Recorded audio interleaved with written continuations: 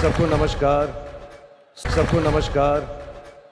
जब एक हिंदू किसी को नमस्ते करता है तो वो इंसान को नहीं कर रहा, वो उसके अंदर बैठे हुए परमात्मा को देख के कहता है कि नमस्ते, मैं तुम्हारे आगे झुकता हूँ। और वो कि हिंदू लोग कहते हैं नमस्ते। नमस्ते का लफ्ज किधर से आता है आपको शायद पता होगा। नमस्ते आता है इदम नममे से। इदम नममे मतलब मैं आपके सामने झुकता हूं, मैं आपकी इबादत करता हूं, बराबर। इदम नममे आप कहना चाहते मैं आपके अंदर ईश्वर की इबादत करता हूं। मिसाल के तौर पे वो आदमी चोर है, वो गलत काम कर रहा है, बलात्कार कर रहा है, आप उसको ईश्वर बोलेंगे? आप ईश्वर को इतना घटिया समझ गए? वो बलात्कार करने वाले इंसान को बोलते आप ईश्वर है। इससे भाईचारगी बढ़ेगी नहीं घटेगी।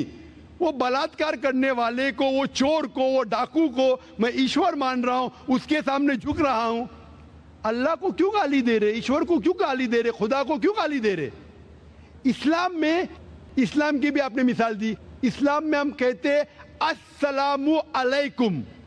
अल्लाह ताला से फरमाते इस इंसान पे सलामती दे। चाहे वो अच्छा इंसान है तो भी सलामती देने की बात अच्छी है, चाहे वो चोर या डाकू हो। मैं बोलूंगा अस्सलामु अलैकुम, मैं कह रहा हूं या अल्लाह, या रब, या खुदा, या ईश्वर, या भगवान, इस डाकू पे रहमत फरमा। कुछ बुरी बात है ना? मैं अल्लाह को गाली दे रहा हूं, उसके लिए दुआ दे रहा हूं कि तू गलत काम छोड़ और सही रास्ते पे आ। अगर मैं उसको खुदा मानूंगा तो खुश हो जाएगा, वो और चोरी करेगा, वो और बलात्कार करेगा। कोई भी धर्म में ये नहीं सिखाता। ये धर्म के मानने वाले अपनी खुद की इजाज़त करते हैं, इसे कहते हैं इनोवेशन, बिदात। जिस तरीके से खुदा ने सिखाया है कि उसकी इबादत करे, उसी तरीके से हमें करना चाहिए। तब्दीली लाएंगे, हम समझ रहे हैं कि भाईचारा बढ़ेगा, भाईचारा नहीं बढ़ेगा, भाईचारा घटेगा। आपने मुझे शुरुआत में नमस्ते कहा। नमस्ते, नमस्ते के क्या मानी है भाई साहब, आप बोल सकते हैं? नहीं पता क्या मानी है? माइक्रोफोन ऑन कीजिए जरा भाई साहब का।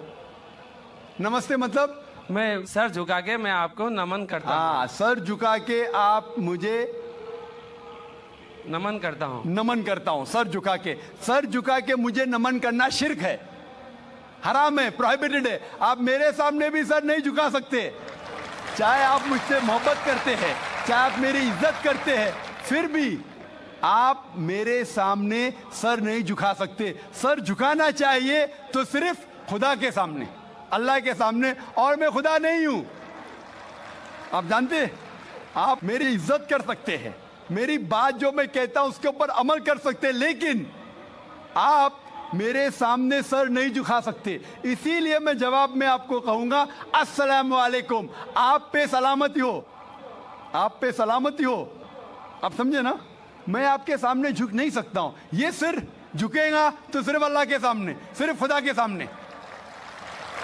तो आपने बड़प्पन में मुझे कहा, लेकिन अगर गलत चीज कहा तो मैं वापस से जवाब नहीं दे सकता हूं, क्योंकि मैं जानता हूं जो लोग नहीं जानते वो ऐसे हरकत कर सकते हैं। मिसाल के तौर पे 1 महीना पहले मैं जब बॉम्बे एयरपोर्ट पे था तो एक औरत, हिंदू खातून, मुझे पूछी कि आप डॉक्टर जाकिर नाइक है?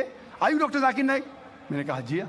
ओ, मैं आपका रोज प्रोग्राम देखती हूँ, मैं दुबई से 25 साल के बाद बम्बई में आ रही हूँ, 25 साल के बाद हिंदुस्तान में आ रही हूँ। उसकी सिर पे टीका था, हिंदू औरत थी, बोलती मैं आपके प्रोग्राम देखती हूँ और बहुत अल्हम्दुलिल्लाह तारीफ करने लगी। सारी तारीफ अल्लाह की है, मैं कुछ भी नहीं हूँ।